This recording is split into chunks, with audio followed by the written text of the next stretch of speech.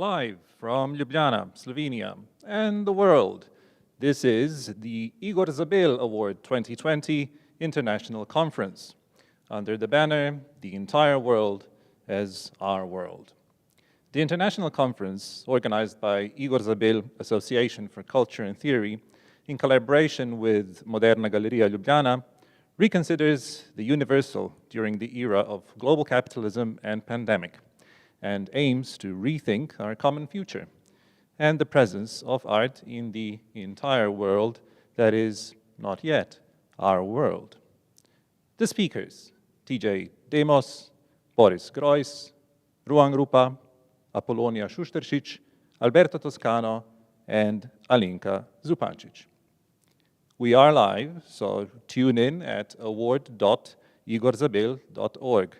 Alternatively, join us via Igor Zabel Association YouTube channel or via Igor Zabel Facebook live stream, or alternatively via eFlux Vimeo channel.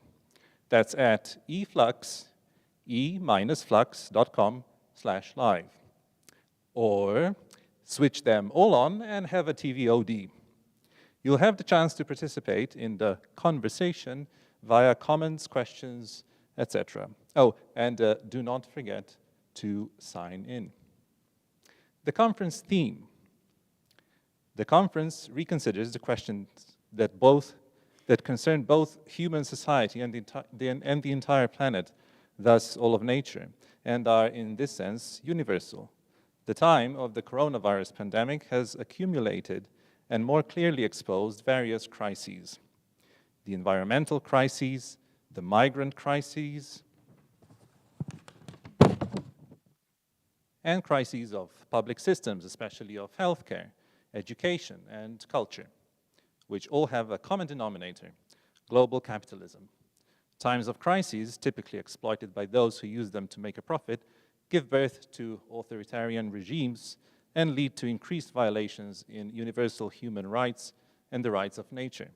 To this list, we could also add the crises of politics, or more precisely, the crisis of political alternatives capable of drawing up programs that, in view of the above-mentioned, must today function universally.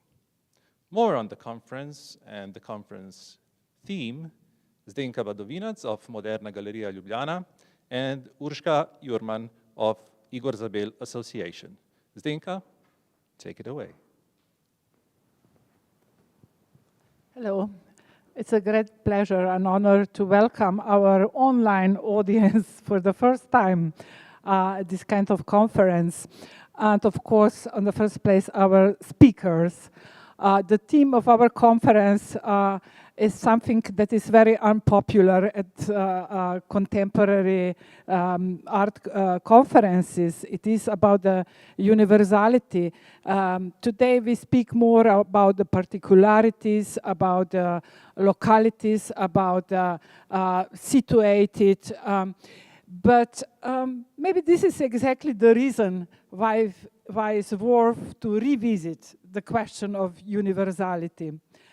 I am sure that our speakers will discuss this question from very different angles and that we will have very fruitful conference. I would like to thank them all. I would like also to thank our collaborators, the Igor Zabel Association for Culture and Theory, specifically to Urša Jurman and to my colleagues from Moderna Galerija to organize this conference that we are having today.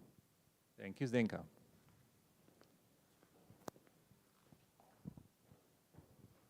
Urška Jurman, Igor Zabel Association for Culture and Theory. Urška, take it away. Hello, lepo pozdravljeni tudi z moje strani. Hello also from my side. So it was already mentioned that this conference is a collaboration, joint collaboration between Igor Zabel Association and Moderna Galerija. And actually this is already the third time that we do together the conference as part of the Igor Zabel Award program. And I have to say that through these years of collaboration, the accompanying conference became really important and integral part of the award program. So what does it mean, the entire world as our world, and who are we to claim the entire world as our world? I find this title challenging, as also the times that we are living in, already mentioned by Dražen, marked with virus crisis. We as organizers, we believe it's urgent time to think together our common future, also the role of art and culture in imagining it, in maybe co-creating it, but also, as already mentioned by Zdenka Badovinac, to bring in this reflection the notion of universality, how to think, how to consider, how to maybe reconsider the notion of the universe after the decades of postmodern critique of the big narratives and utopias. So I'm thankful that we have an opportunity to do this reflection with our guest speakers. And I'm really looking forward for this joint reflection. Also, thanks from my side to our partner Moderna Galerija and ERSTE Foundation supporting this event. Thank you. Thank you, Urška.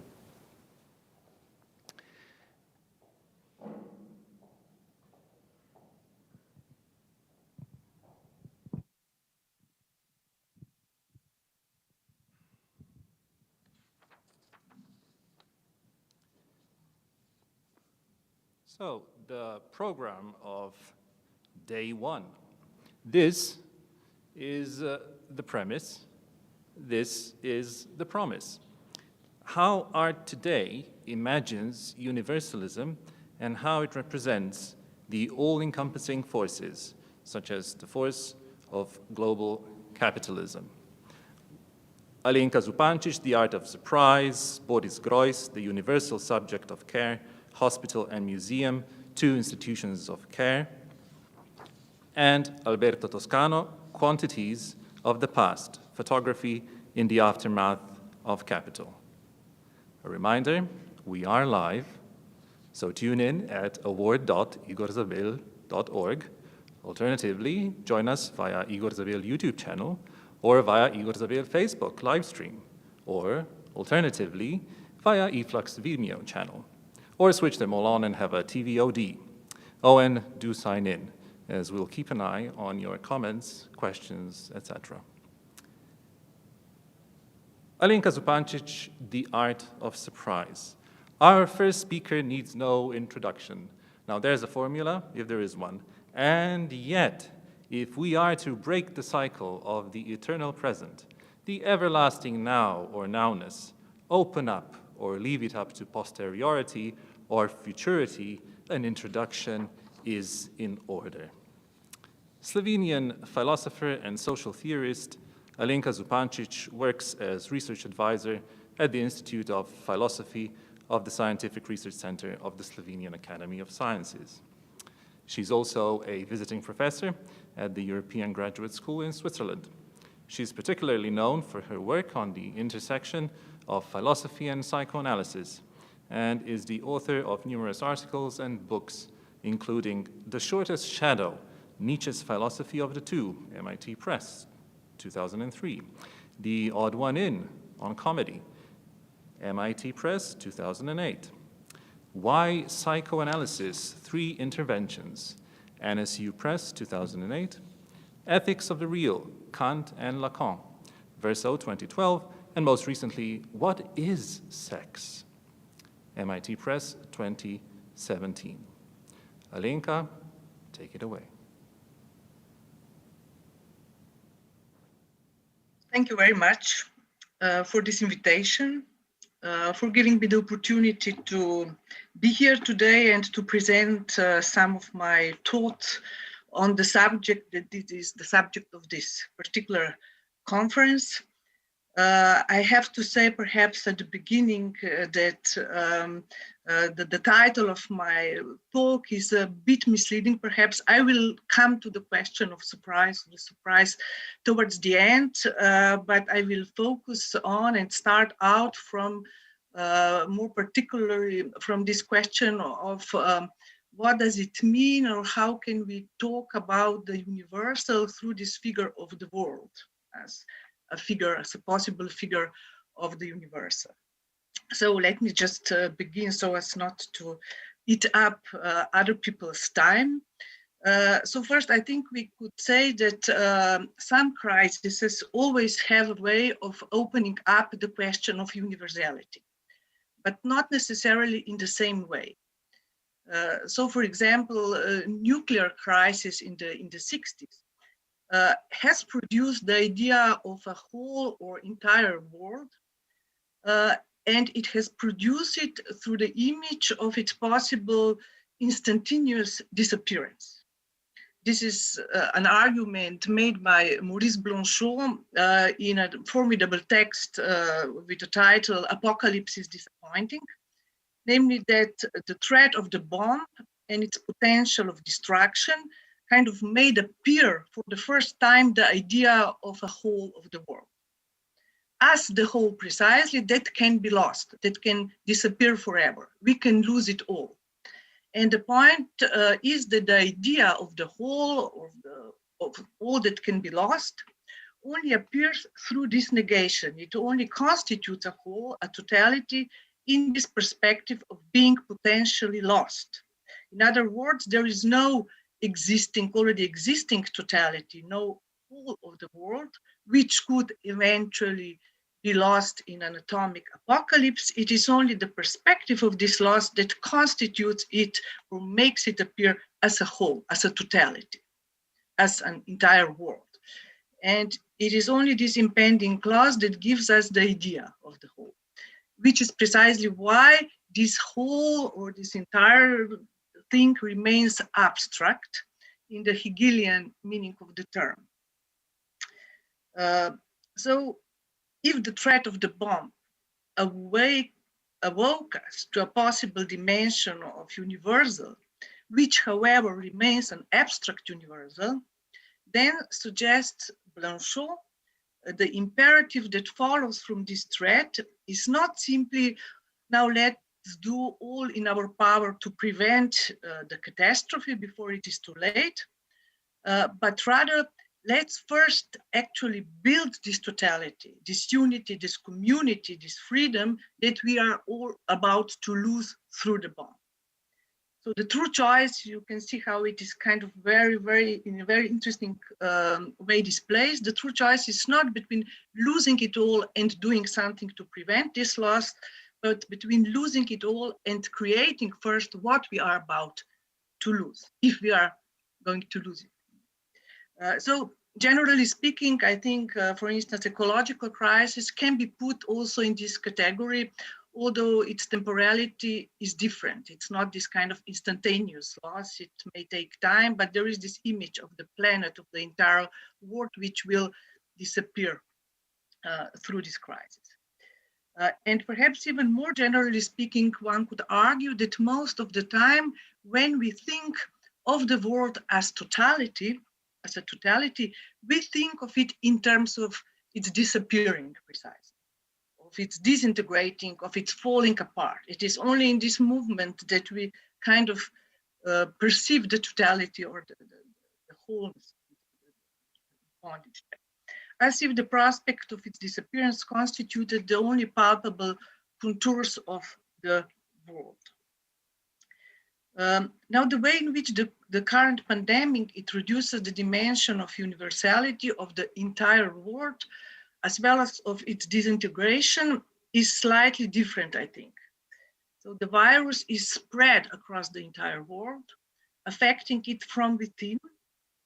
In other words, it generates the idea of the entire world by its local presence, by its presence everywhere. We are united by contagion. But does the contagion or the response to it constitute a world? Of course, not at all. I mean, this is the basic criticism, the basic analysis, that there is no there is no way in which we do in fact respond to this as a world, but everybody does as they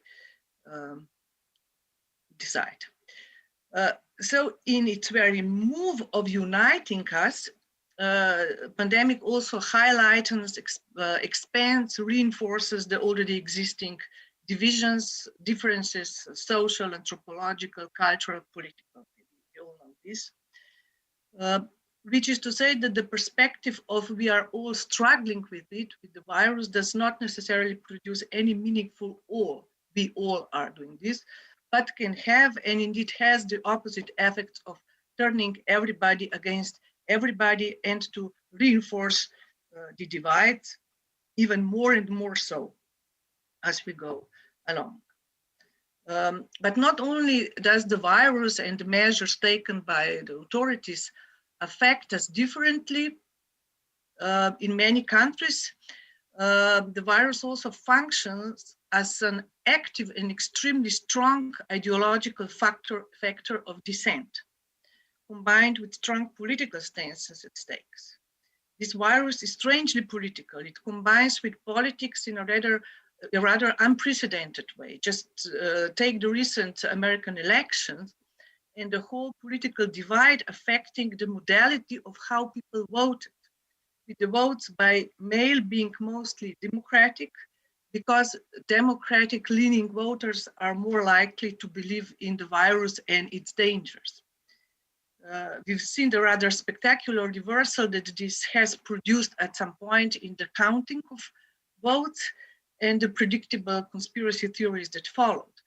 But you have to admit that there is something amazing about this. You react to the virus according to your political beliefs, or politics kind of went viral at a certain point.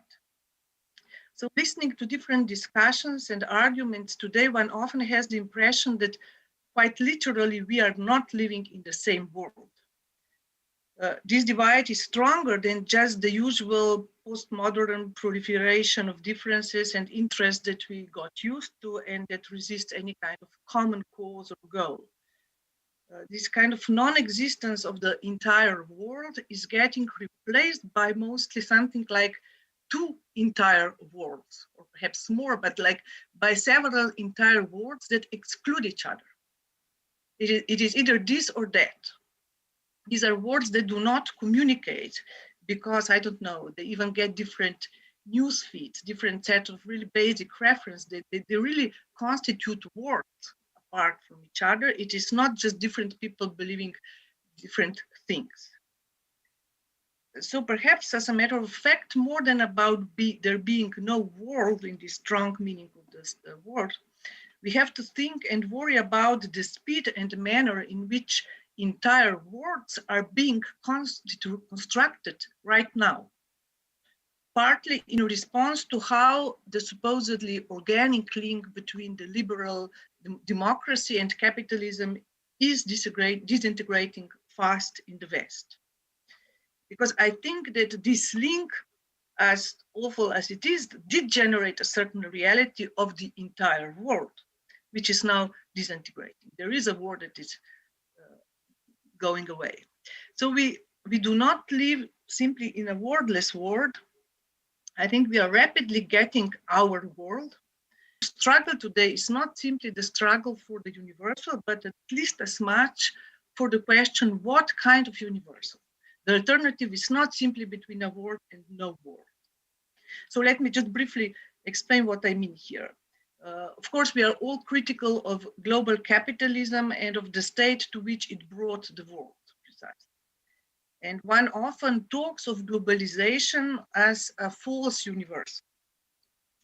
Unity only of objects and monetary signs, but not of real people, of living bodies or subjects. For example, there is circulation of products and money as opposed to the circulation of people, especially from certain parts of the world. But I think one has to be careful with words here. Globalization is not a false universal. It is quite real, although a bad one, we could agree on this. It is not that some of us are not part of it, that we are excluded for this globalization. Those who live in a deprived, marginal life, live such life because they are included. You don't need to circulate bodily in order to be included, and this is precisely the rule of the game. You and your market value, which is about the only recognized value you have, are very much in and circulating, even if you barely move and survive. So something of you is circulating. Globalization is not a lie in this sense, a fairy tale invented to distract us from the reality of divisions and segregation. Globalization is real.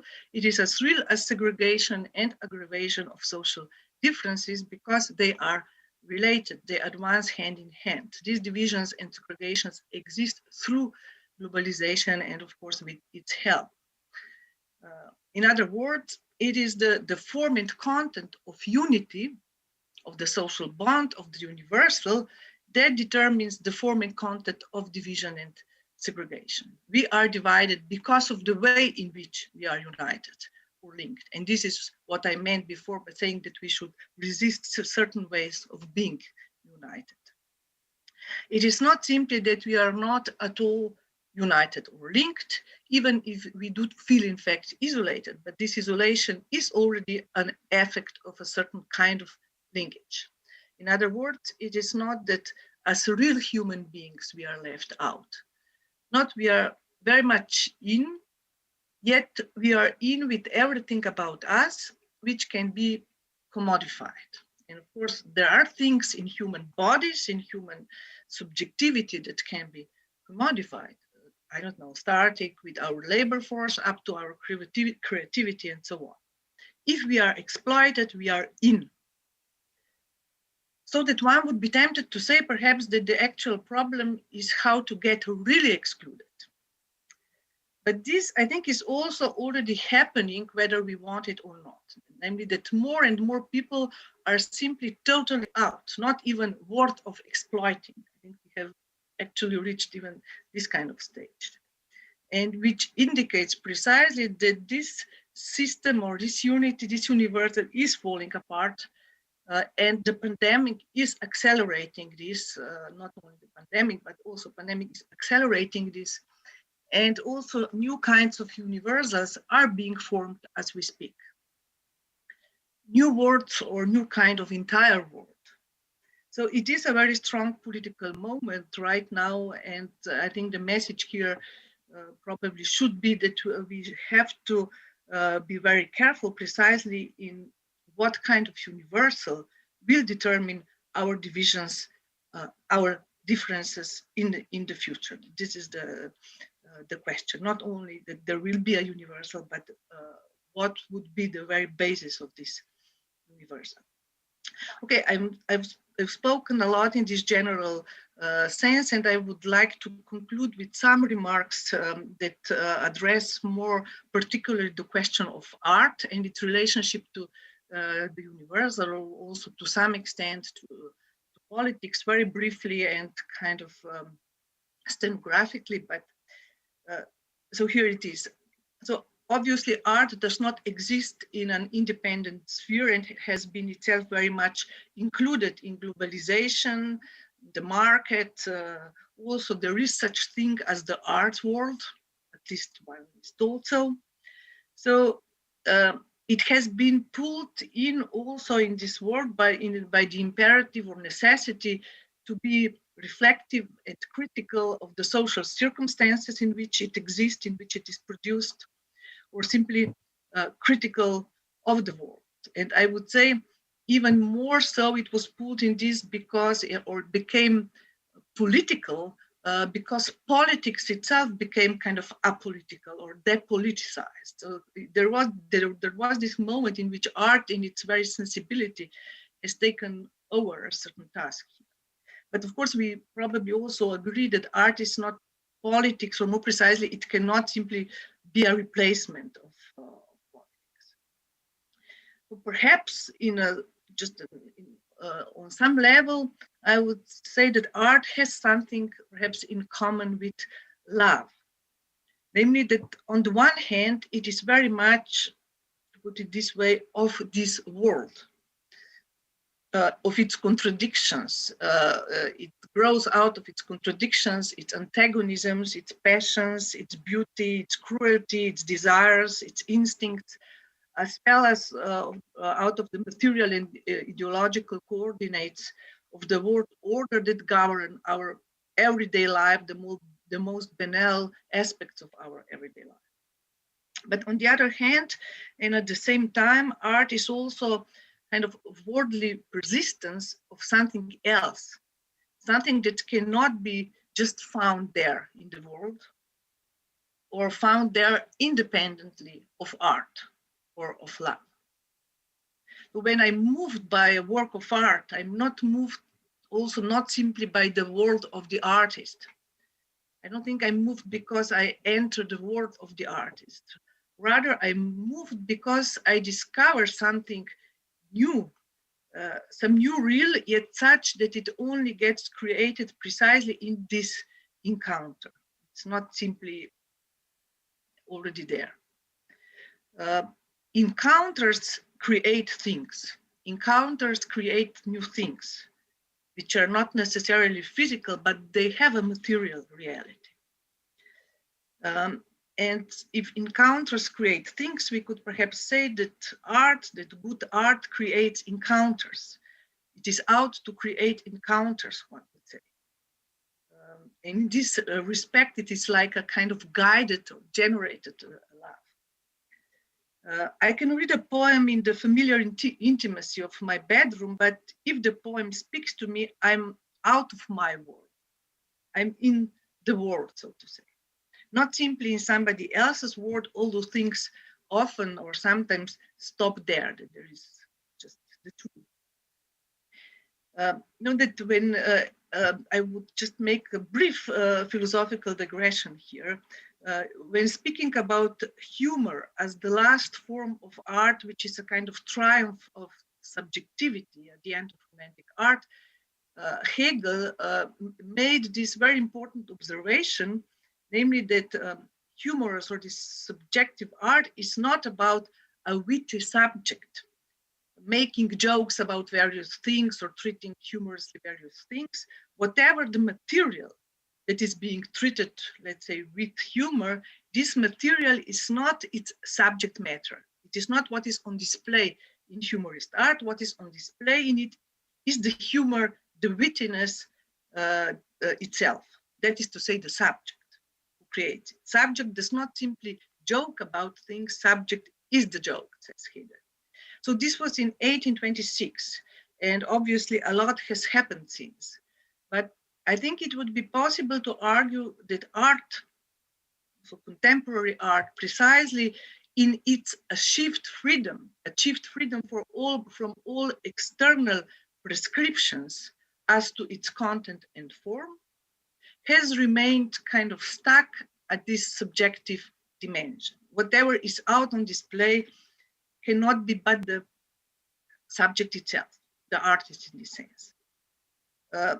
So we could perhaps say, for example, just to bring this a little bit closer to our time, what is on display in much of the contemporary socially critical art is not simply this or that social problem, but the fact that and how I, as the artist, see the problem, how I'm aware of it, that I want to critically engage with it, that I found my original way in impressing it upon the public or upon the world of art. Subject is on display, even if it's anonymous. It's the real matter on display.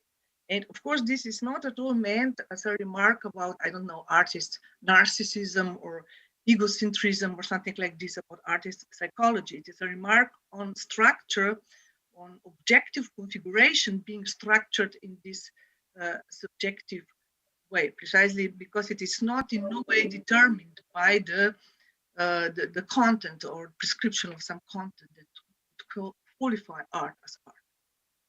So in modern conditions or in the conditions of modern art, it is perhaps extremely difficult to put on display something else that in this sense, through whatever is on display, one's own subjectivity, one's own cleverness, wit, criticism, courage, imagination, genius even.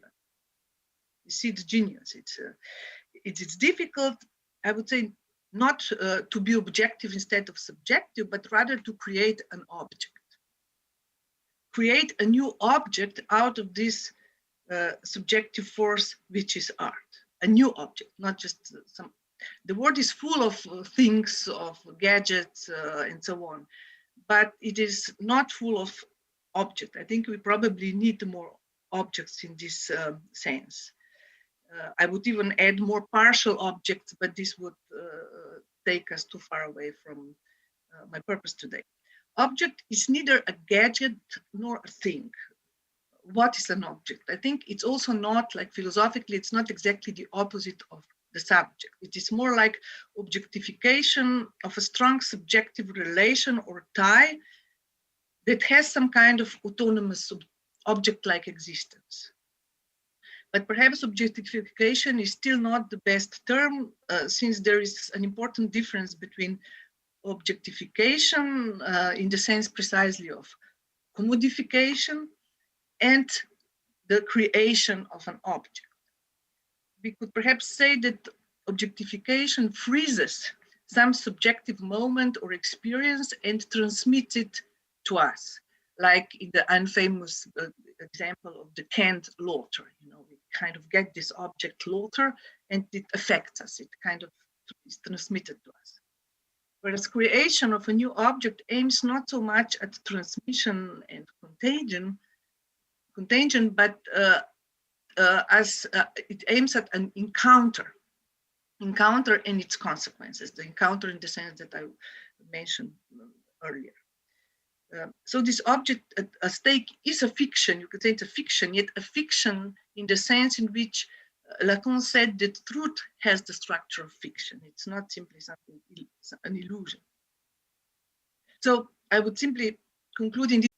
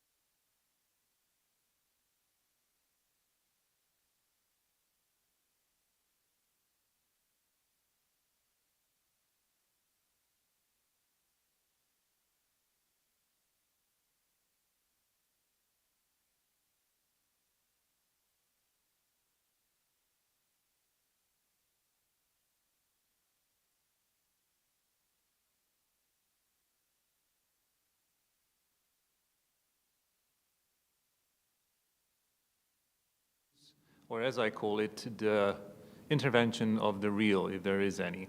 The glitch. Let's embrace the glitch, everyone. Alinka, I think I pass the word on to you for your concluding thought. Yeah, thank you. I'm not sure exactly at what point the glitch happened, so I will just sum up the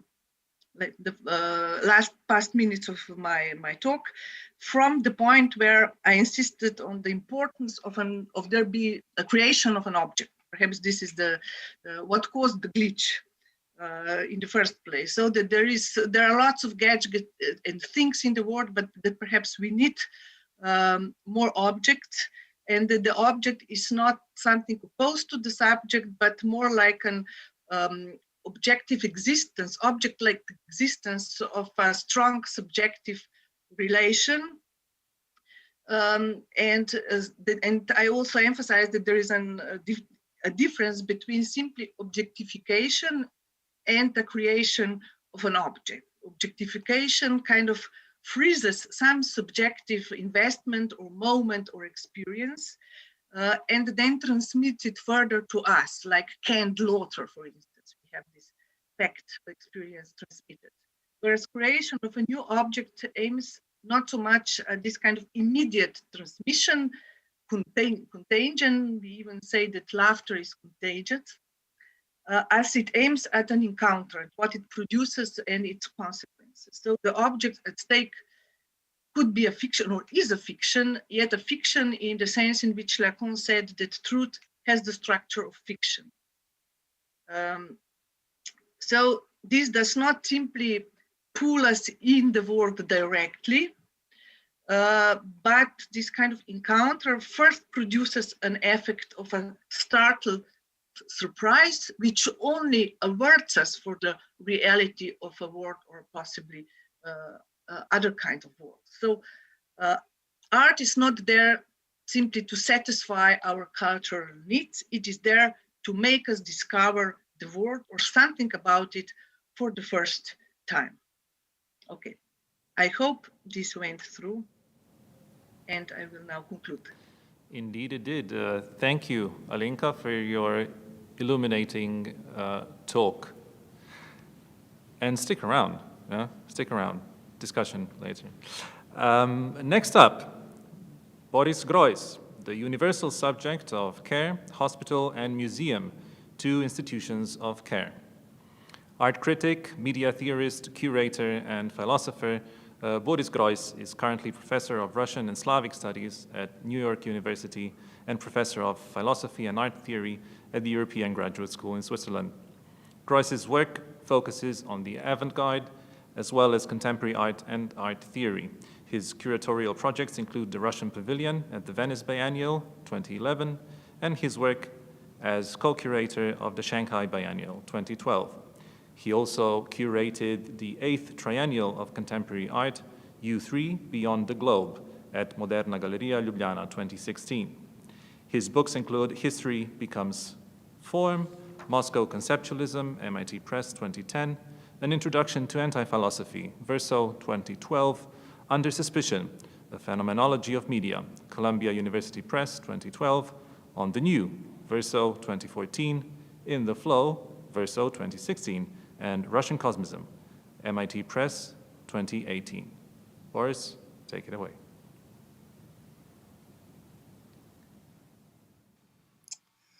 The emergence of the coronavirus is what they call the realization of a metaphor. Indeed, the desire to go viral is widespread in our culture. When I ask my students about their aspirations, they often say that they want to shoot a video or write a text that will go viral. In other words, the virus serves as a cultural ideal, and going viral is a goal in life. The celebration of virality is nothing new, of course. It emerged along with the press and its cult of the news. The news survives and thrives by spreading, and nothing can stand in the way of its dissemination, not even national or cultural borders. The art of the avant-garde also understood itself as news, and the spreading of the new art forms was compared to infection. Kazimir Malevich compared the supremacy straight line, which according to him defined the new art, with a bacilla of tuberculosis discovered around the same time by Robert Koch, due to its similar shape. And we are told that the ship approached the United States. Freud said to Jung, "We're bringing them the plague, and they don't know it." The new psychological doctrine is conceived in this case both as news, as an infection meant to make Americans sick. In other words, the virus functioned as a contemporary cultural ideal long before it emerged as a reality. And as it is emerged, it immediately went viral. The internet virality of the virus is a synthesis between art and reality on which the avant-garde art dreamed for so long time. And yes, this synthesis makes people ill. We know that the realization of a cultural ideal is often enough unpleasant. When we become really sick, we go to the hospital. And it is our responsibility to decide if we are really sick or not enough sick. It is a social responsibility because of the shortage of hospital beds. Do we need the medical care or not? It is an existential question that we have to answer time and again. In the contemporary societies, the most widespread mode of work is a care work. The securing of human lives is regarded by our civilization as its supreme goal.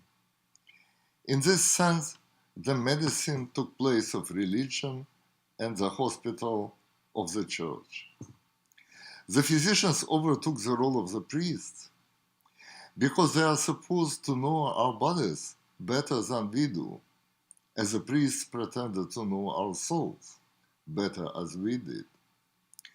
So it seems that the system of care objectifies us as patients, makes us to living corpses, treats us as sick animals and not as autonomous human beings. However, fortunately or unfortunately, this impression is far from truth. In fact, the medical system does not objectify but subjectify us. First of all, if it is not a case of emergency, the systems begin to care about a body of a patient only after this patient appealed to the system. In other words, after the patient decided that he or she feels unwell enough to be treated by the system.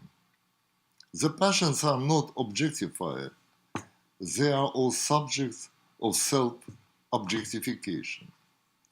Obviously, it is not a pleasant condition because the procedures to which the patient becomes subjected are often painful.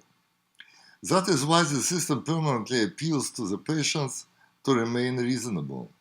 That means to remain an object, a thing, ultimately a corpse. The patients are responsible for the enunciation of responsibility. Without the permanent work of self-objectification on the side of the patient, any treatment becomes ineffective and meaningless. And this work is especially difficult because it is time and again interrupted by the calls to return to the responsibility in the usual sense of word. The first questions that one is asked when one comes to a physician are, how do you feel? And what can I do for you? Here the medicine presents itself as a service and treats the patient as a customer. The patients should not only decide if they are ill or not, but also which parts of their bodies are ill, because medicine is highly specialized and it is a patient who has to make the initial choice of the appropriate medical institution and doctor. And these two questions are not asked only at the beginning of the treatment, but throughout the whole length of its duration. In the hospital every day, and in fact many times a day, one is asked, how do you feel? And almost always at the beginnings of the next stages of the treatment, one has to give consent to them. That the patients are the primary caretakers of their bodies. The medical system of care is secondary. The self-care precedes the care. Now there is a direct parallel between the patient and the artist. The artist also practices self-objectivation through the artwork. And after doing so, the artists deliver their artworks to the art system that has the same function as a hospital, to care about the body of the work, to maintain it intact and or to restore it. However, also in this case, the self-care precedes the care. Indeed, before appealing to the art system, the artist has to feel oneself as an artist, infected by art. Accordingly to the modernist dogma, nobody from the outside is able to say if an artist is an artist or not.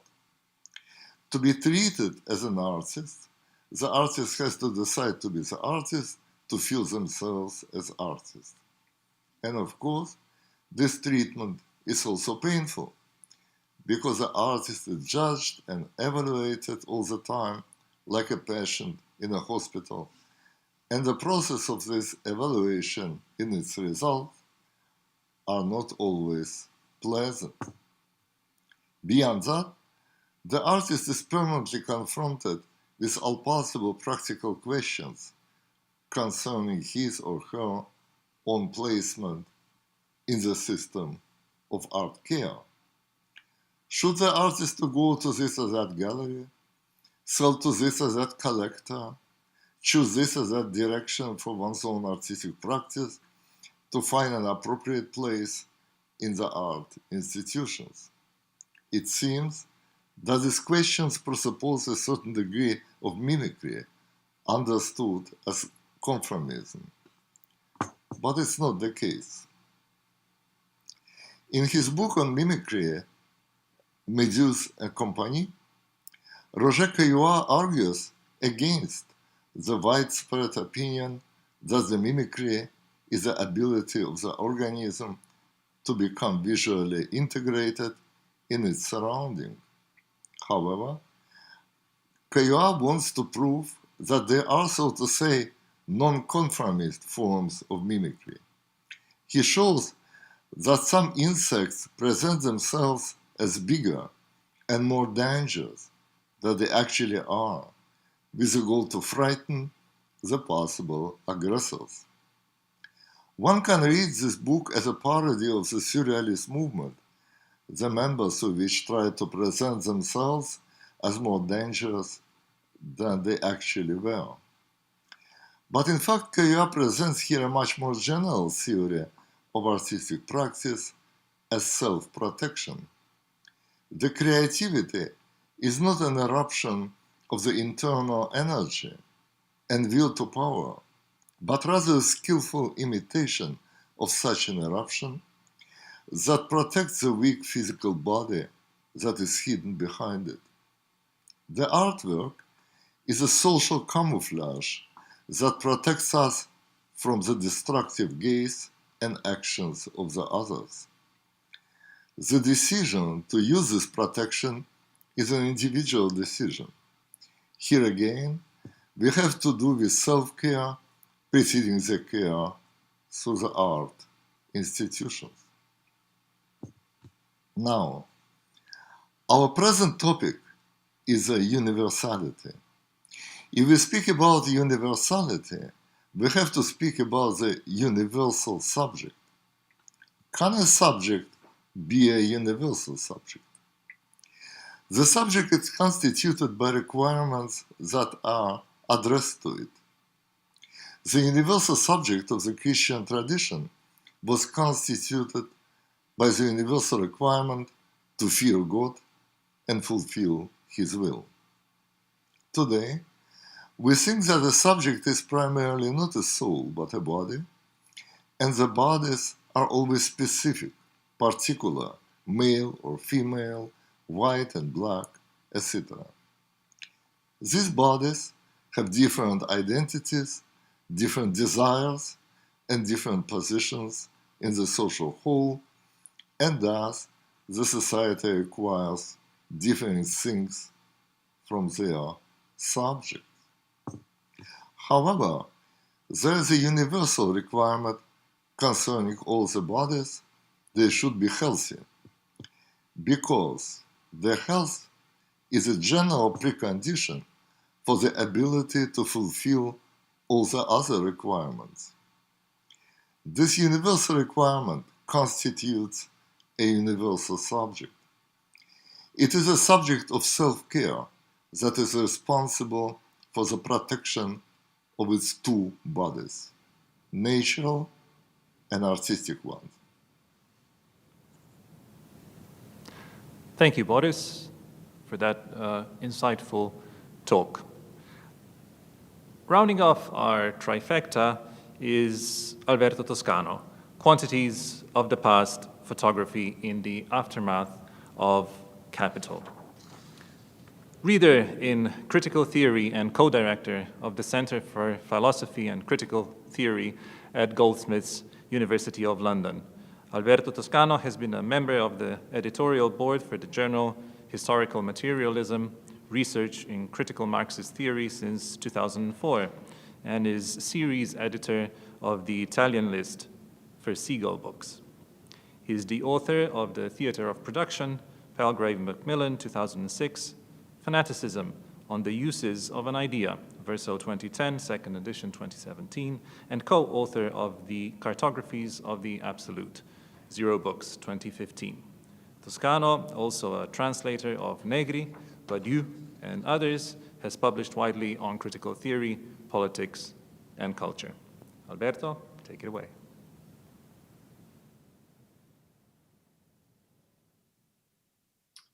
I'd like to begin by thanking the organizers of this event for the very kind invitation, and the other participants as well, with whom I obviously look forward to discussing this paper and the themes of our meeting. So the context of the following remarks is provided by the ongoing attempts to represent in the genre of photographic landscape a world wholly made over by capitalist accumulation. Not so much an Anthropocene as a capitalocene, to use the term proposed by Andres Malm, Jason Moore, and others. This is a predicament arguably crystallized in the very title of a landmark exhibition from 1975, New Topographics, Photographs of a Man-Altered Landscape.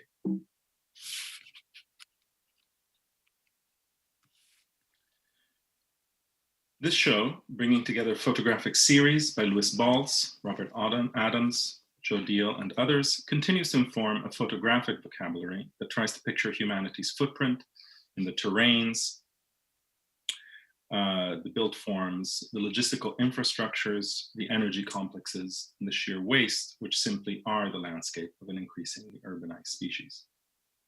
I want to start with a disarmingly simple question. Why are photographs of manufactured landscapes so often depopulated?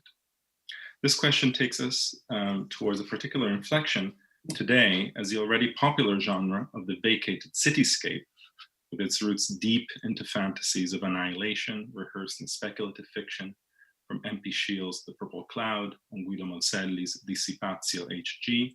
to The Omega Man.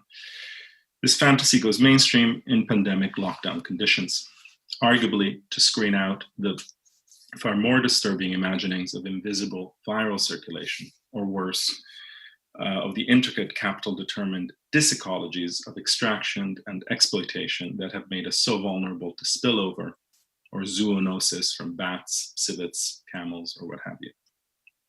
As I've tried to suggest elsewhere, playing on another mass cultural index of our apocalyptic imagination, such images suggest that the world is already, in some psychologically and theoretically significant ways, without us. A great late critic of the New Topographics, the photographer, historian, and dialectical essayist Alan Sekula famously baptized the aesthetics of this show as the neutron bomb school of photography, as equipped, killing people, but leaving the real estate standing. Sekula dwelt on an image by Baltz taken in the same industrial park landscapes that for Sekula demanded reflection on the corporatization of minds and bodies. He did so in order to question the ambiguity of images that were poised between documentary and abstraction. The waning of reference, often ascribed to a postmodern aesthetic, was here taken to task for combining a deadpan representation of late capitalist logistical post-urbanism with a compulsion to repeat, to mimic the coordinates of modernist abstraction. Sekula's critique of this depoliticizing modernist haunting also included a more sympathetic caveat, crediting Baltz with the capacity to echo what he called an ambiguity and loss of referentiality already present in the built environment. This logistical landscape of business parks, this abode, both hidden and ubiquitous, of capitalist reproduction, in which, as the curator Walter Hopps noted, you do not know whether one was manufacturing pantyhose or Megadeth, or we could add anything at all, is itself ambiguous in the sense that it is a really abstract space, shaped to an unprecedented extent by imperatives of accumulation and standardized integration that strip it of any discernible singularity. This standardization was in turn anchored in the atomic inception of the Anthropocene. In a review of fellow New Photographics photographer Robert Adams's influential book, The New West, Baltz noted how the serried sprawl of tract houses, which were the subject matter of much of Adams's work, are no longer the kind of structures we experience and perceive as true homes or shelters, but rather resemble what he called test structures built at ground zero. This world in which man, that imposing precarious abstraction, here standing in for congeries of profit imperatives, legal apparatuses, settler colonial dispositions, and so on, has altered men out of the picture. This is a representation of capital that appears to block the path to anything like the aesthetic of cognitive mapping that Frederick Jameson called for in the 1980s. Jameson's 2011 commentary on the first volume of Das Kapital harbors a possible solution to the riddle posed by the persistence of depopulation as a trope in images which explicitly thematize our man-altered world, our Anthropocene without an anthropos. In a suitably dialectical twist, this illumination of the infrastructures of capital and their representations comes in a chapter devoted to the time of capital, the book, and the relation. Jameson sets the stage for this investigation by drawing our attention to the crucial role that living labor power plays in resurrecting the dead labors sunk in fixed capital, in a duality between resurrection production and extinction destruction that he posits as fundamental to capital itself. The quantitative past represents past labor precisely by erasing its very traces, and yet this drive to extinction is also behind the overpowering of our praxis and our imaginations by dead labor, or capital spatialized and experienced as the absence of labor, the absence of us. In Jameson's reading of Capital Volume 1, this dynamic pivots around the verb auslöschen, to extinguish, identified as the linchpin of capitalist temporality, and revealing the present of production as a restless negativity that immediately converts its objectal result into the raw material of some other production, in what appears as what Jameson calls an apocalyptic process. This dialectic of extinction directly concerns the question of how, or indeed if, capital as a movement can be represented, since the capitalist process, as Marx famously notes, appears to disappear in its very product.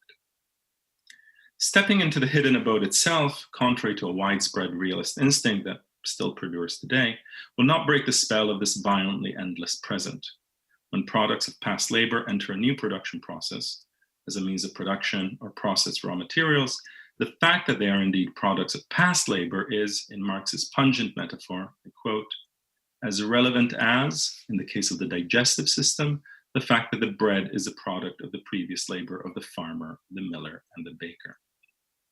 When living labor seizes these products, these things, and awakens them from the dead, as Marx declares, it is not as past, but as present use values within a labor process overdetermined by the empty, homogenizing time of exchange value. As Jameson notes, the pastness, which is to say the thingness of these products, is only revealed when they break. Otherwise, the labor of resurrection, labor as a kind of resurrection, itself extinguished in the product, extinguished in and by resurrection, exists in a supreme present of time. What's more, as the individual laborer becomes but an adjunct, a supervisor, when not simply superfluous, dead labor takes center stage, or rather becomes a stage, the man-altered landscape where men and women increasingly appear as supplements, extras, or surplus. In a crucial and arresting passage, Jameson advances what I think is a nucleus of a powerful aggiornamento of the problem of cognitive mapping, which links the spatializing dynamics of constant capital directly to the collapse of time as experienced individually and historically, thus neutralizing the widespread temptation to treat cognitive mapping as a primarily spatial problem. Jameson writes, at the same time, the dead labor embodied in machinery, the the same time, the dead labor in machinery suddenly swells to inhuman proportions and is properly compared to a monster or cyclopean machine. It is as though the reservoir, or as Heidegger would call it, the standing reserve, Gestell, of past or dead labor was immensely increased and offered ever huger storage facilities for these quantities of dead hours, which the merely life-size human machine minder is nonetheless to bring back to life on the pattern of the older production. The quantities of the past have been rendered invisible by the production process outlined above, and yet they now surround the worker in a proportion hitherto unthinkable. I wish to pause on the quantities of the past, which so pithily encapsulates the collapsing of time into space that belongs to this dynamic. In this light, the manufactured landscapes of contemporary photography can be seen to make visible these quantities, but not as past. In this sense, they accompany rather than reveal or orient that vast spatiotemporal estrangement that Jameson thinks in line with Sartre's vision of an anti-praxis. Man-altered, alienated by man-altered landscapes in which all praxis seems to be snuffed out, abstracted, extinguished. The disappearance of the past is an objective appearance, but it is also the form of its massive, if unconscious, presence. Manufactured landscapes, and inversely the so-called ruin-porn photography that so mesmerizes the contemporary gaze, thus stand revealed as ciphers of this conjuncture of the hypertrophy of the material past with the seeming vanishing of the historical present. And indeed, the historical past. The recent photographic depiction of landscapes of ecological devastation and environmental racism in such aesthetically divergent projects as David Meisel's Black Maps and Robert Misracht and Kate Orff's Petrochemical America also involves the problem of time's overwhelming presence and seeming volatilization, the problem of the unrepresentability, in this instance, of the slow violence wreaked on capitalized nature, human bodies included. Andres Malm's polemic on the place of what he calls theory in the warming world, the progress of this storm, can here serve as an illuminating frame from the problems of time and historicity as they relate to catastrophic climate change and the representability of the worlding and unworlding dynamics of disaster capitalism. The very logic that gives rise to the representational problem delineated by Jameson as it intersects the materiality of carbon emissions and planetary climate systems creates a different quality and quantity of that past, which we could add poses sui generis representational problems, ones that both compound and exceed those already alluded to.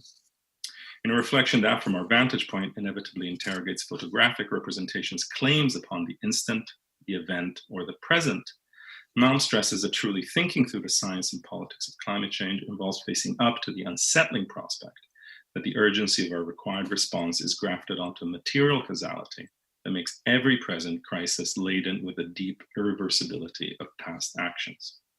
Far from the collapse of historical time into a spatialized and synchronized post-history, which may in this light be viewed as a kind of disavowal or screen against the pre-traumatic knowledge of our bleak future, life in the midst of catastrophic climate change is driven by profound and very material non-contemporaneities, to allude to Bloch's formula. As Malm declares, now, more than ever, we inhabit the diachronic, the discordant, the inchoate. The fossil fuels hundreds of millions of years old, the mass combustion developed over the past 2 centuries, the extreme weather this has already generated, the journey towards a future that will be infinitely more extreme. Unless something is done now, that tale of present emissions stretching into the distance. History has sprung alive through a nature that has done likewise. We are only in the very early stages, but already our daily life, our psychic experience, our cultural responses, even our politics show signs of being sucked back by planetary forces into the whole of time. The present dissolving into the past and future alike. Postmodernity seems to be visited by its antithesis, a condition of time and nature conquering ever more space, call it the warming condition. How might this warming condition, or the broader idea of a geological age, dictated by the historical logic of capital, impact upon photographic practice? And how might the latter inform our thinking on a world whose possibility of being entire or ours is profoundly questioned by the slow, non-synchronous violence of the capitalist scene? The enigma of the depopulated image seems to me centrally at stake here. No doubt, the reasons for such depopulation are multiple, many of them determined by a palimpsest of visual languages, reflexes, and cliches, themselves conditioned by particular social histories. Think, for instance, especially with regard to pictures of the so-called New West, or the monumentalization of the nature of the American West and its origins in the settler colonial extermination and invisibilization of indigenous life, the political aesthetic figuration of the frontier and the instrumentalities of prospecting, real estate, and development. But the marked tendency towards inhuman and iconic monumentality in photographic work, depicting or thematizing ecological devastation, can also be framed in terms of a response, or perhaps an evasion, of the specific temporal problem identified by Malm, the haunting of our politics and daily life by an accumulated, irreversible, and largely unrepresentable past, which, in its materiality, is of course not past at all. One fecund avenue for approaching this question can be drawn from John Roberts' searching exploration of photography after the event, and especially photography after the event of war. Incidentally, the most common and misplaced metaphor for our pandemic times. As Roberts observes, there's a clear sense that photography has arrived after the event to record what remains of the event, or what can be reconstructed from evidence that an event of significance or import has taken place. Essentially, this is a photography of the event as aftermath, and as such, it tends to stress the ineluctability of the recent past through the melancholic allure of photographic stillness, the necessary lateness of the photograph.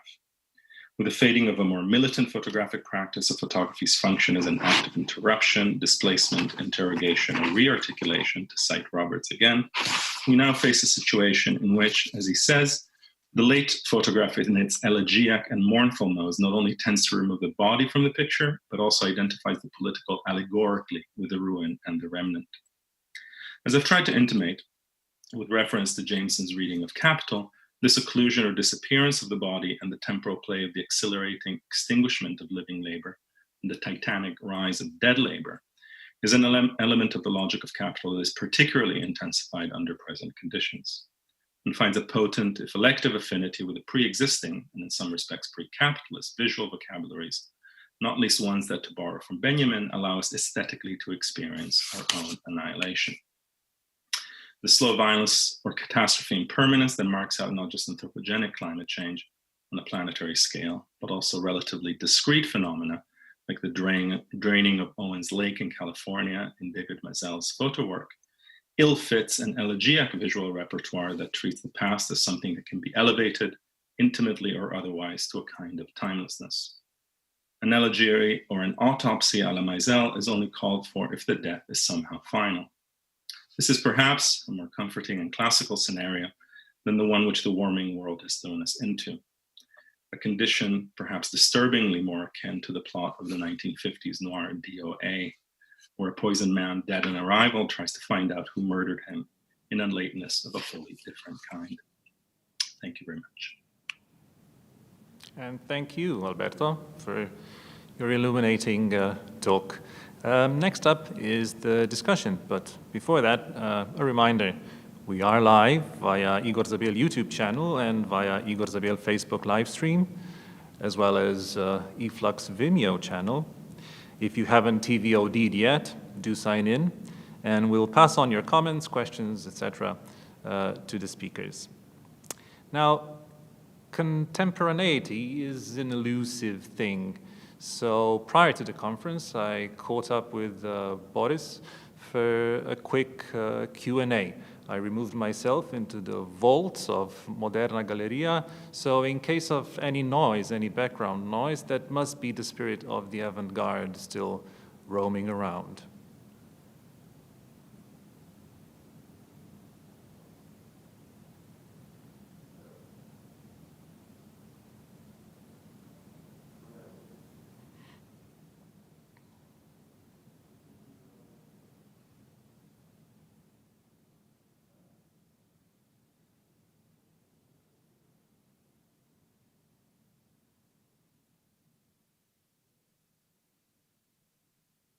Along the social, economic, historical fault lines of race.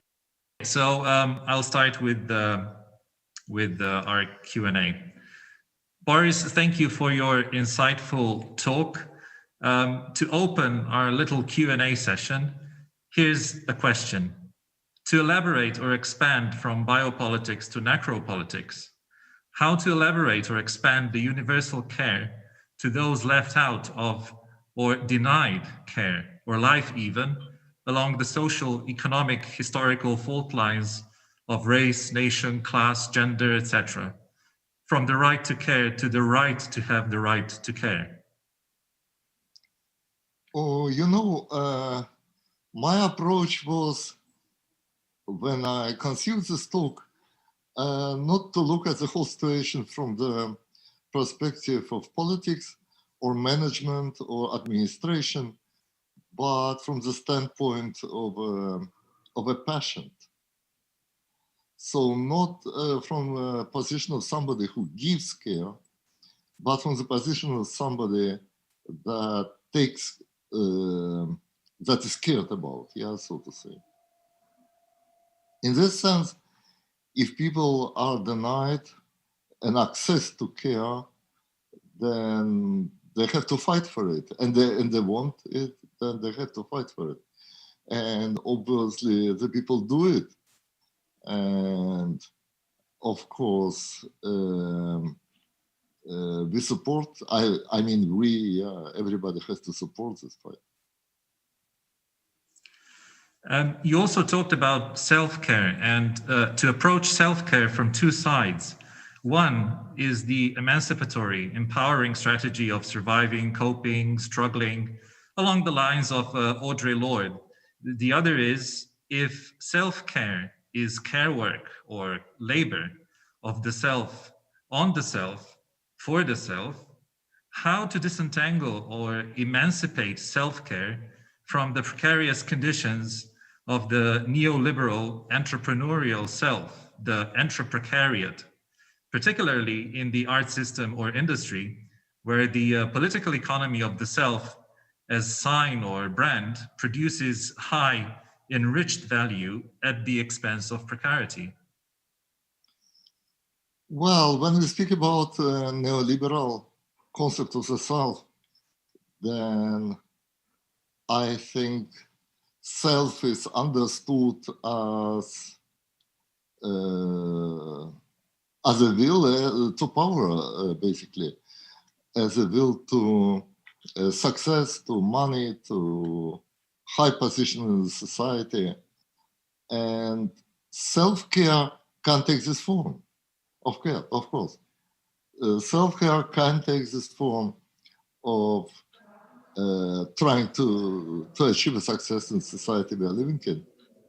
But self-care can take also the form of rejection of this desire of money and success, and rejection of the efforts and all the strategies that I needed to achieve this kind of result. And maybe also some kind of discontent with the society that asks us to invest all these efforts in our career.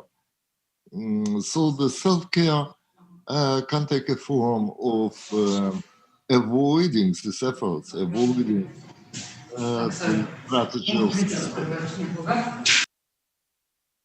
And I must say that I have met enough people in my life who just practice this kind of self-care.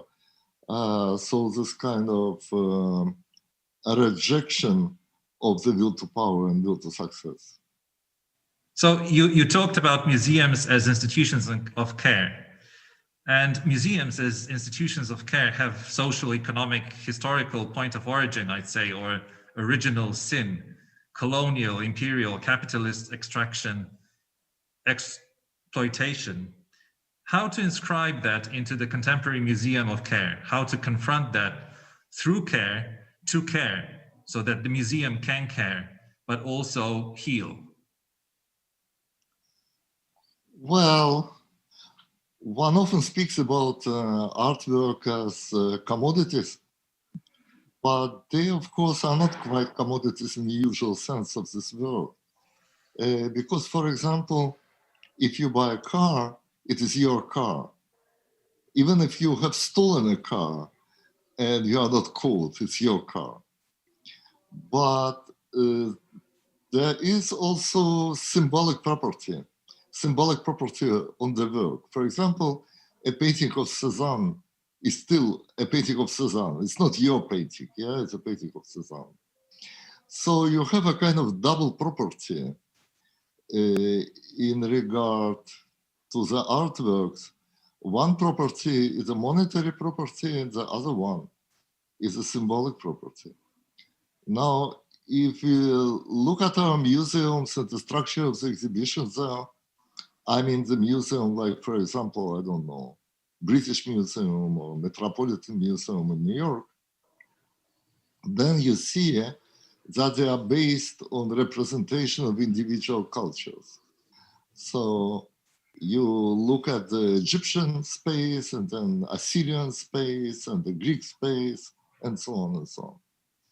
So you have there to do with the representation of some cultures inside another culture. So we have an American culture, and this American culture creates a museum representing symbolic values and symbolic properties of other cultures. So if other cultures don't want to be represented there, I think we have to accept it.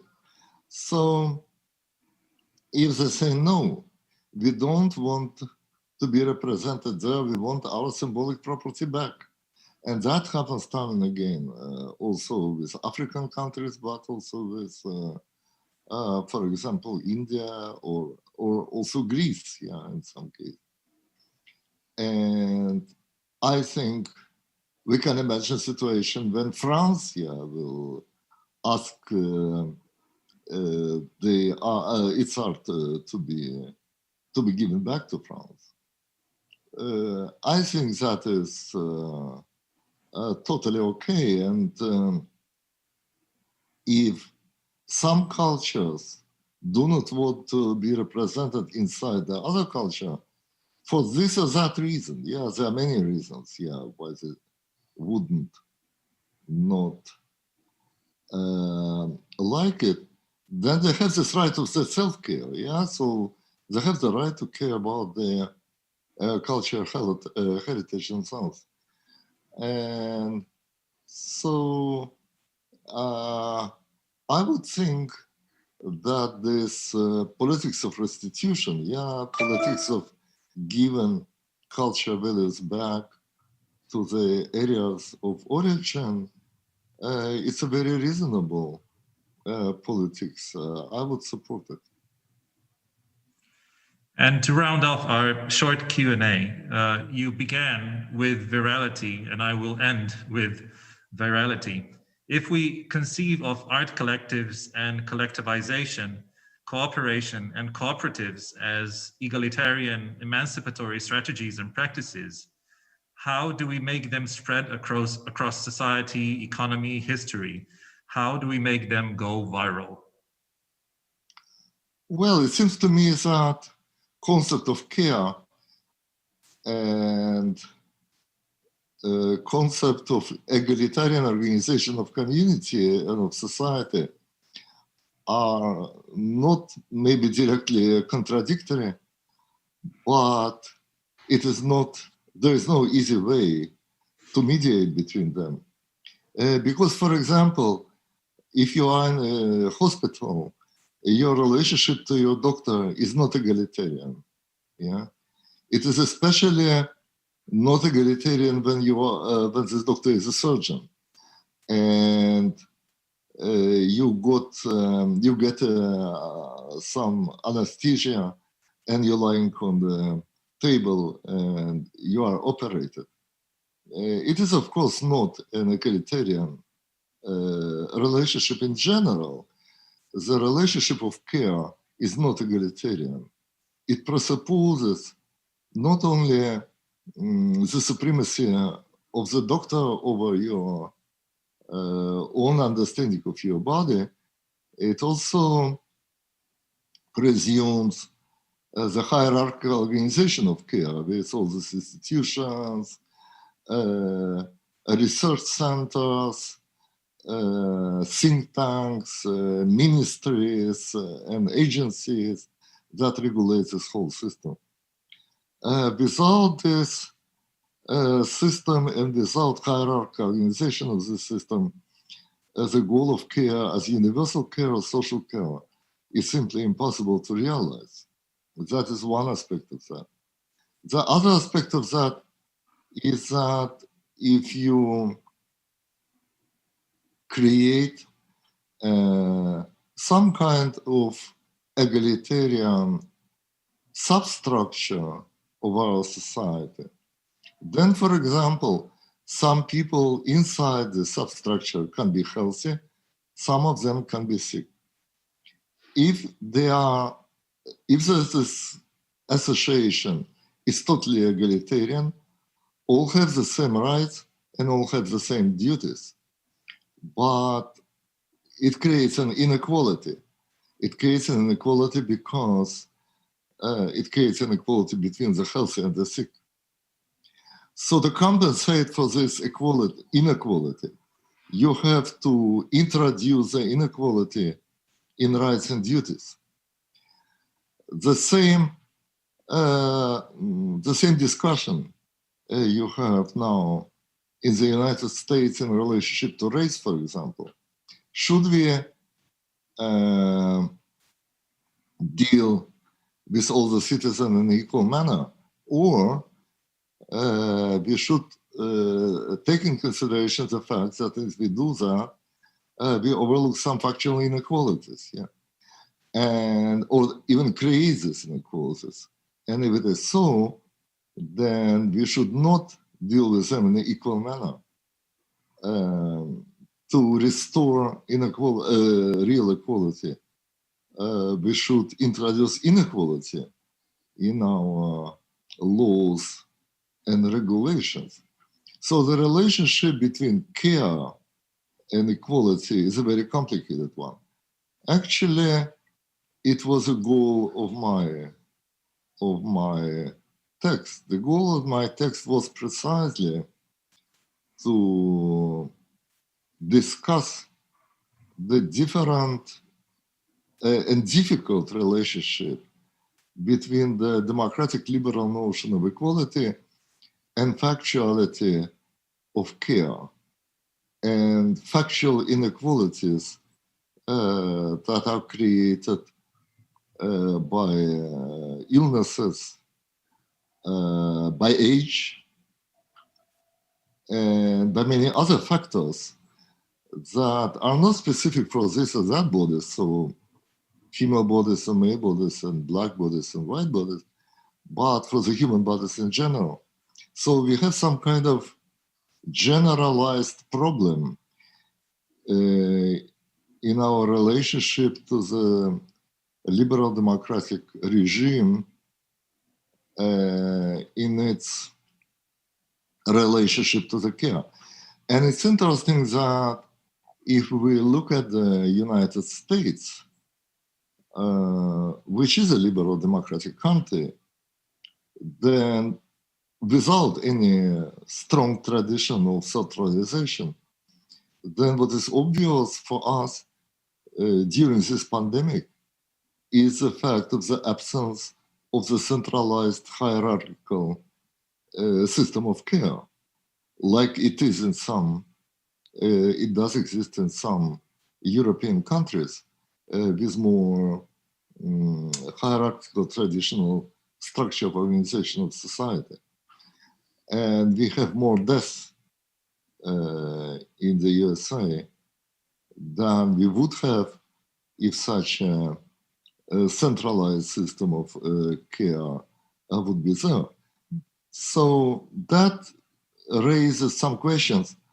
I do not have answers to that, but I wanted by my talk to indicate the seriousness of the problem. And it seems to me that the seriousness will be growing in the next years and decades. Boris, thank you for the Q&A and your insightful contribution to the conference. Yeah, was glad to be here. And I welcome back Alenka and Alberto for a discussion.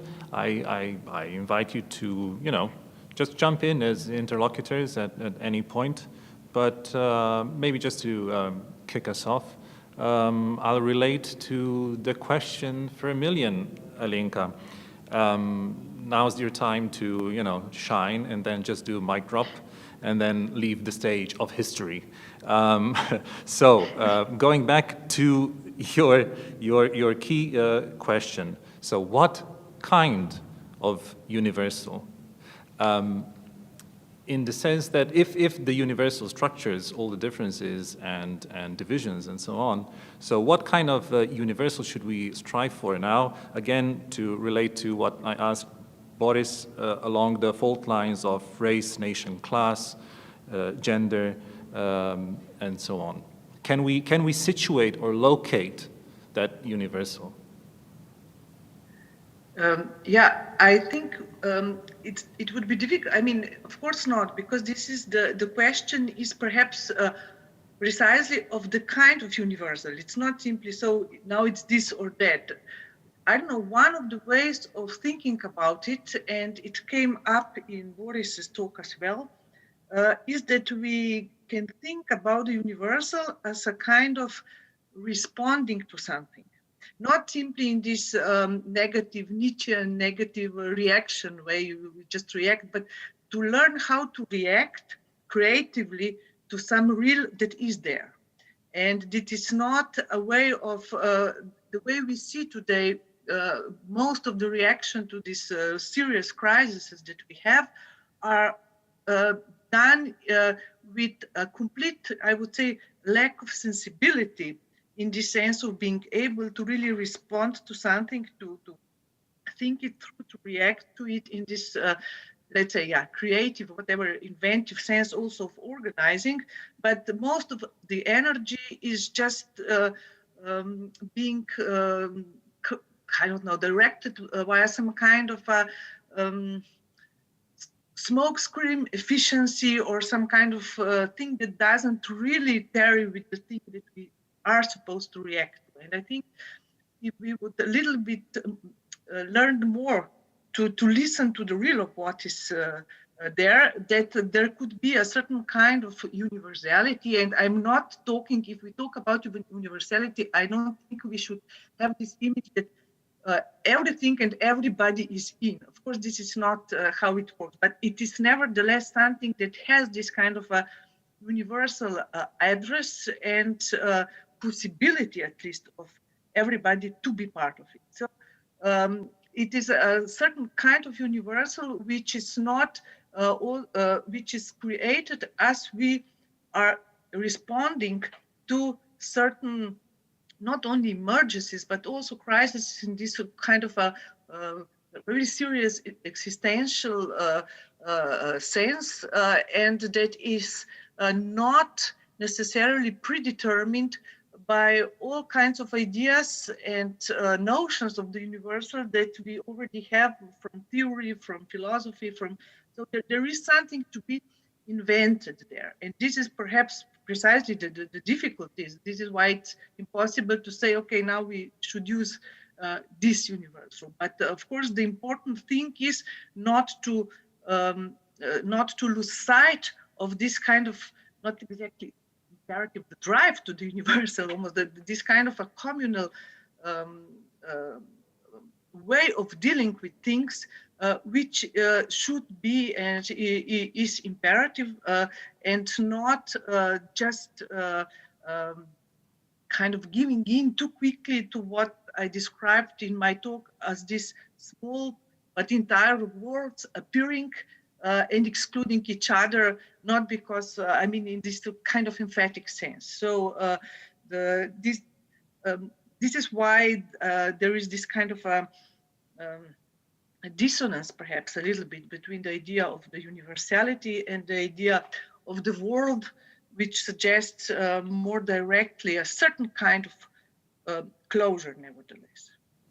Okay, so we have the concept of, say, universal rights, But the history of that concept basically shows that there's the flip side to those rights. So the exclusion of certain very specific rights, the exclusion of a certain race, the exclusion of a certain gender, the exclusion and so on and so on. And again, AKA, extraction, exploitation, exclusion, extinction even.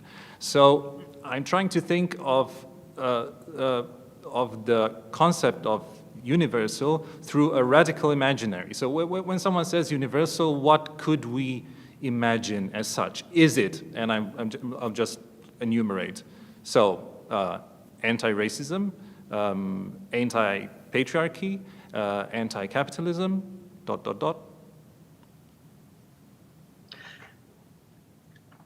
There is a tricky thing when one thinks of the universal just in this like abstract division. Let's say this is the universal idea, but then the way in which universal is being realized or conducted, we noticed all this kind of discrimination still going on and so on.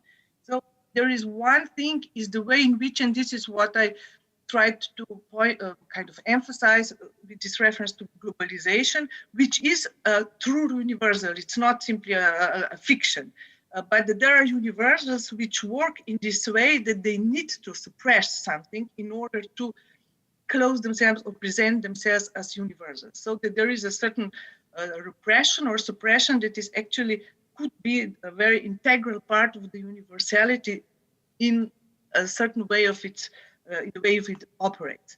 But I don't think that universality or the notion of universality can simply be reduced to this. There are different kinds of universals, but above all, this kind of, let's say, historicity in which the universal appears and excludes or includes certain dimensions of the world or certain populations of the world is part of its development. I don't think we can simply say, okay, this is the idea of the universal, and now we have to kind of gradually approach it and to include everybody that exists because this is the problem. No, if people are excluded, it indicates, this indicates that there is something wrong with the way in which this universal concretely exists. It's not, and also with this kind of notion of the universal. So it is not simply that once we are all in, we will achieve the true universal. It is also a little bit more complex, as I think this is how I understood Boris and his remarks about equality and inequality. It's not simply, I mean, this is nothing to say universal. It's a point where we are all in and we are all equal. This is kind of meaningless state. Of course, there are differences, there are struggles, and universal is a struggle. It's an ongoing struggle. And this struggle is not, and this points to the fact in which there is some universal at work there, that it's not simply, it's never simply particular struggle. And we have to also look at cases where we see, okay, this is just this particular people or particular struggles being kind of carried out one against the other, and we sometimes miss precisely the universal that is being decided there, and it is very much part of this particular struggle. So the two, let's say, the particular and the universal are very much connected, but it's not that I can now produce a kind of idea of universal. It is a critical notion in both meanings of the word. It is critical that we think it, and it's, we should also be critical about it to some extent, but it is about all critical that we keep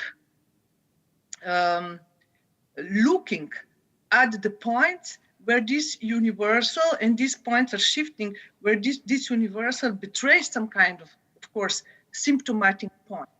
And I think, for instance, this is what was Marx's idea of the proletariat, was not simply that, okay, we have this world divided on different classes, and one of the classes is proletariat, and because it is the lowest class, we should make it the higher or whatever. No, there is this one class which embodies the very class struggle as such, or the very antagonism involved in this kind. So there are these and now some would say, okay, this is then privileging one struggle over the other, but I don't think this is the point. The point is that there are points which are the real of a certain configuration, and it is at that particular point that we need to situate the universal, not just in some kind of all-encompassing hat that will cover everybody, but at a very precise point, which at certain precise historical movements and configurations embody the thing that is, let's say, wrong or at stake with the world as such. And agency, like Boris talked about the universal subject of care.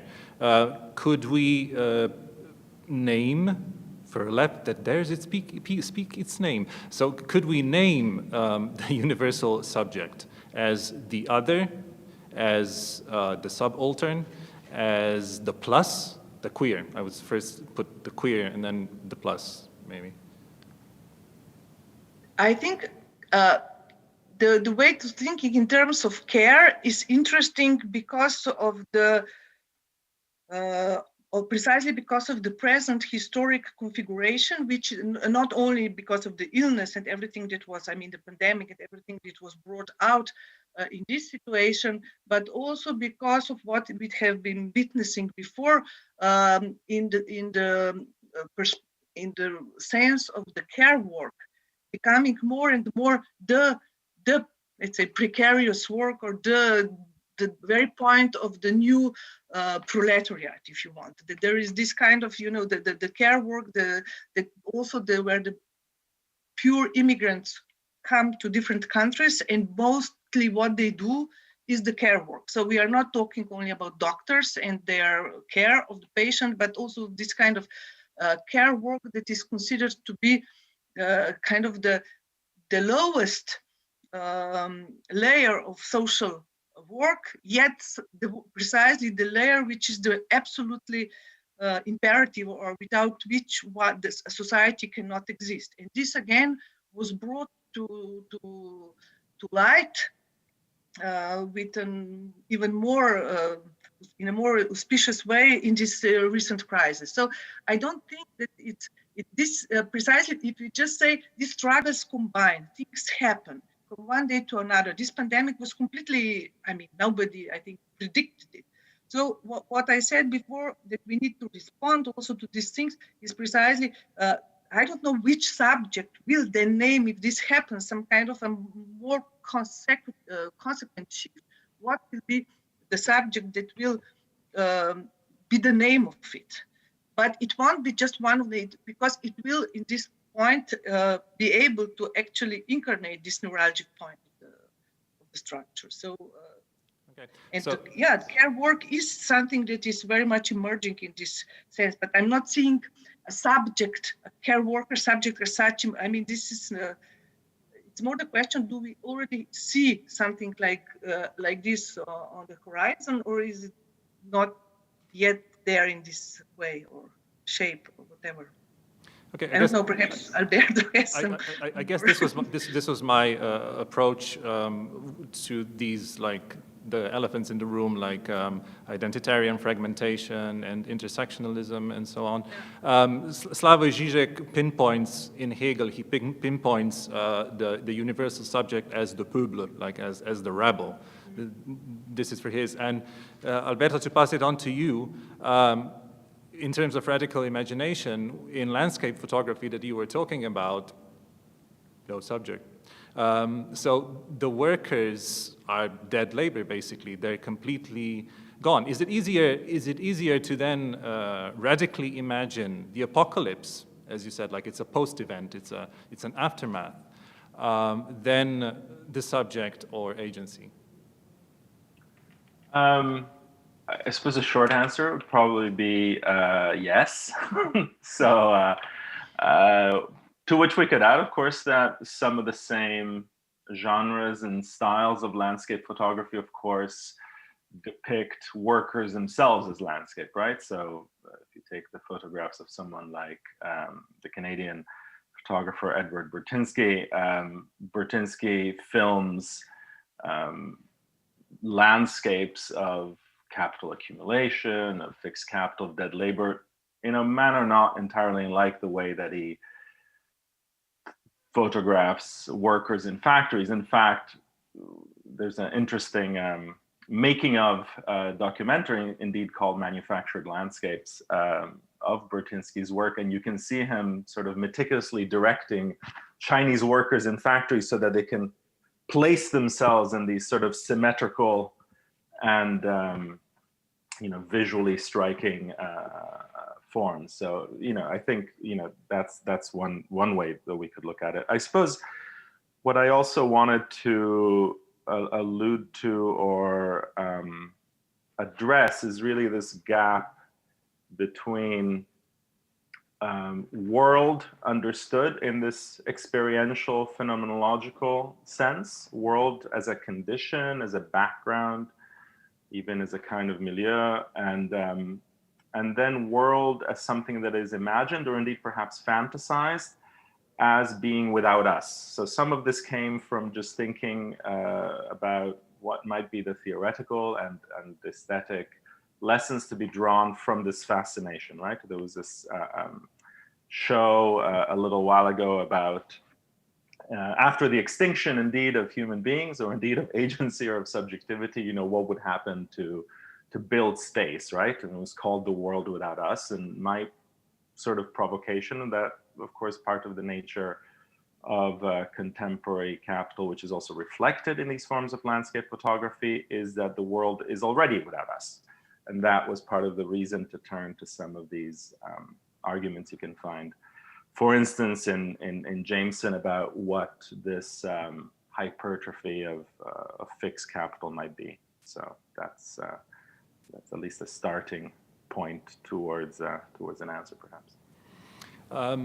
Also talking specifically to the examples that you highlighted, I was really wondering, looking at them, I would identify them as objects as Alenka defined them, but I'm also thinking how these end up as aestheticization,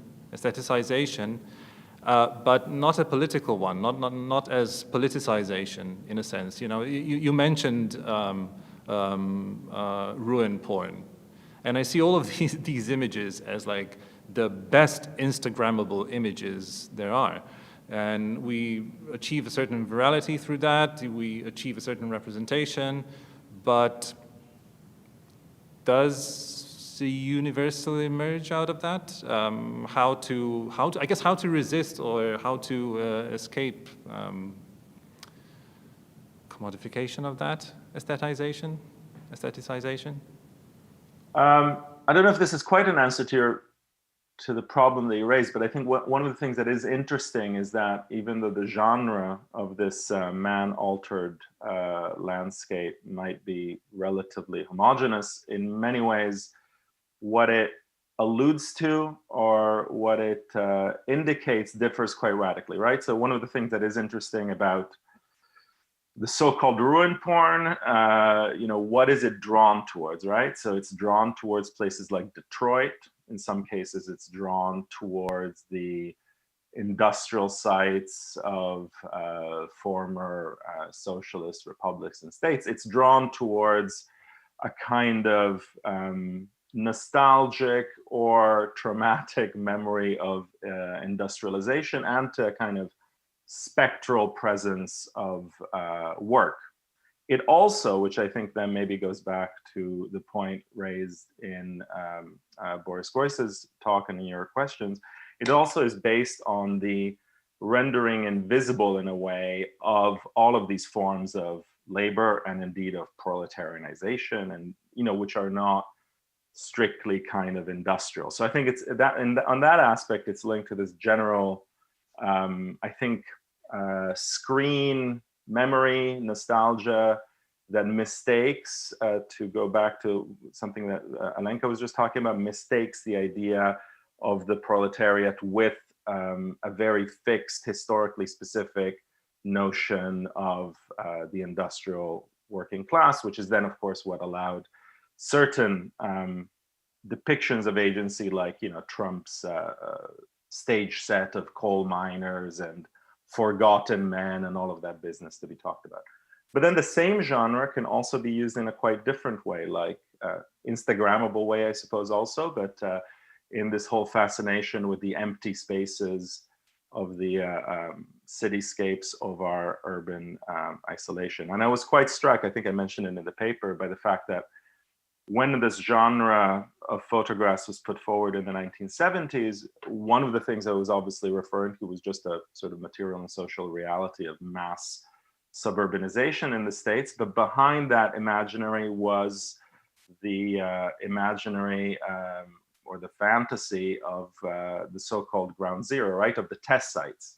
You can all remember those videos of these, you know, built suburban spaces that would then be used in kind of, you know, nuclear weapon tests in the southwest of the United States and the like. So, and that in the end, I think, maybe just to conclude on that, that in the end goes to indicate a kind of specific form, I think, of that fantasy of being present at one's own annihilation that Benjamin pointed out in terms of tendencies within futurism, or, you know, perhaps even more kind of fascistic aesthetics. And then the agency, I suppose, is sort of liminal, right? It's the agency, the very strange, the weird agency of the spectator at one's own abolition, right? The one who is in the world that is without us. And so I was, in a sense, what I was trying to do is kind of trace what might be behind this abiding fascination, which I think is also a way of evading, you know, some of the problems of both in different registers of both care and universality that we've just been dealing with. Yeah, so what I also had in mind is, so it's easier to imagine the world without us, the apocalypse. That's the Instagrammable imaginary. Not so much the precarious subaltern gig worker, for example.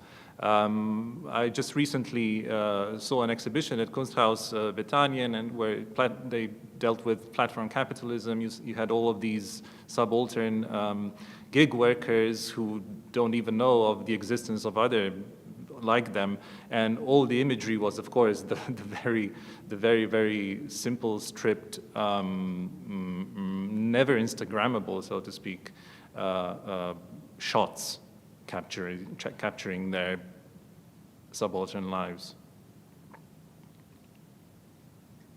Can I? Sorry, this the question for Alberto? Both. I mean, it's open. No, go for it. It's open. Go for it, Alenka. Just. No, I was just thinking a little bit about your last question, Dražen. And perhaps I think what we should avoid is to kind of look for or hope for a subject that will emerge and do the job for us. And to say, okay, this will be immigrants perhaps, or it will be queer people, or it will be workers of the world, or it will be people involved in care work. This is why I don't think it is possible in this sense to name the subject which will carry the whatever. It is more that the subject can only be us, but in response to something, some subjectivity, something that emerges at a certain point of the social, but which mobilizes, if not all of us, quite a large amount of us in a certain perspective, whatever, union struggle, whatever. So it is not simply they will do it, or they will, it's not the question of agency in this sense, and then they will be rewarded, because it is really the question of will a collective subject emerge, and in response to what it will emerge. So the question, as I understand your question, is more in response to what it will emerge, or it is emerging. But I think we should be careful not to simply take this as a kind of, supermarket trip where we can shop for this or that subject, which will or hope. It is really nothing. It is only a collective us that can be the subject. But in response to what exactly, and what is the contingent also embodiment of this not so contingent perhaps necessary of the certain kind of fundamental antagonism. This is a different question, but this is an addition to what I was saying. I mean, I think maybe coming in on what Alenka just said, I think it's also worth reflecting on the possible asymmetries or disjunctions between different types, right, or genres of universality. Mm-hmm. So, and the paradigm of naming is a very specific one with its own very specific history, and it's not necessarily one that is transposable to any situation whatsoever. And I think it's also worth thinking about what, to what extent are the forms of universalization that is one is reflecting on continuous with a mode which is the sort of mode that is the kind of legacy of a kind of modern paradigm of politics, right? Like the mode of the one name or the one figure that somehow includes or subsumes even, right? And I think in that sense, I always kind of go back to the gnomic and difficult phrases that one finds in Marx's critique of the Gotha program in 1875, which interestingly is a text about universality, but one that is explicitly criticizing both the language of equality and the language of rights. Why? Because these are languages that depend on the notion, which Marx thinks is parasitic on the form of capitalist value and of exchange value, of one measure or one standard, which is then applied to its cases, right? And so part of the issue is saying, well, in a transition to a communist society, so-called, the problem is that even after the state has been overthrown, even after capitalism has been challenged, we're still measuring people's labor by their hours. We're still measuring different people by an equal standard, right? And that's the problem. So the problem is actually, in a sense, the problem is the impossibility of difference or the impossibility of particularity. And so it's a quite different register of universality rather than the one that's about attaining an equality that either liberalism or capitalism have yet to be able to attain. And I think that's what I mean in a way about not necessarily like more or better universality or intensifying universality, but perhaps thinking that the genre itself has some very serious asymmetries within it. Right. I think it's time to throw in some questions. We've received 2. I guess everyone else pretty much has all the answers. No revolution necessary, I guess, at this point. So from Apollonia Šusteršić to Alenka Zupančič, also to Alenka Zupančič from Valpotić, I'm wondering what Alenka thinks about when we would replace the object with the process to avoid the rigid frame of objectivity. And sorry. I know that I risked something with bringing in this notion of the object in such a brutal way, but I somehow think it has its merit, because I mean, it is not for me when I talk, I just briefly mentioned it of the object. This is not something like opposed to the subject, and it's certainly not something opposed to a process in the sense that it would be just some rigid thing being there. What I emphasized in an object was precisely a beginning of a process, which is why I insisted on object being an object of an encounter. That something happens there, and this, but it has to. There is a certain hurt against some rigidity. I think that an artwork that it is too easily penetratable, so to say, that it is too easy, that it has to, there has to be a certain thing, a certain awareness of the objectivity in the, not objectivity, but object-likeness in the sense of something else, something other, that kind of opens up possibility of a very interesting process, if you want to use this term, which is not, which is,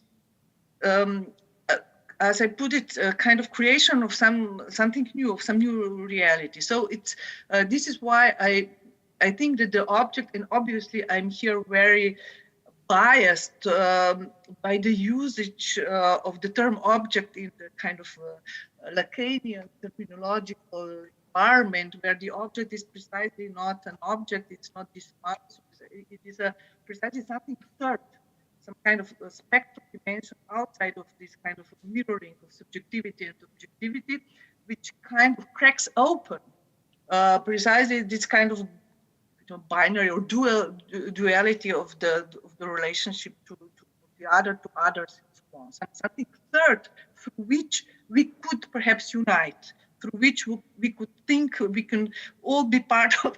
I mean, this is, it's much more complicated. This could also be a kind of a recipe for a fascist mass fascination. So it is a very sensitive terrain. But nevertheless, I think there is something, this is a creation of an object, in the, not in the sense of a physical object necessarily, but precisely of something that one encounters and that one is aware of encountering as something which is not necessarily or directly recognizable or part of this world as such as we know it or are familiar with it. And I think, yeah, so it's not, there's no contradiction with the notion of the process, but I think I want to emphasize some certain kind of cut or hitting against something which is also needs to be there. I think when art kind of caught our attention, it's not simply that it pulls us in, it also produces this kind of other kind of play to which we can relate. And Zupančič asks, why would we want to encounter an object? Why not another subject, as in the case of Levinas, or a group of persons frozen in a non-verbal statement? Because I think that there is this idea, I mean, okay, if we go into Levinas, this is another thing, but what is the object? I mean, what is the subject there in Levinas? It's not nothing like one would imagine as encountering another human subject. It's something quite inhuman, if you want it, the way he presented in his ethics.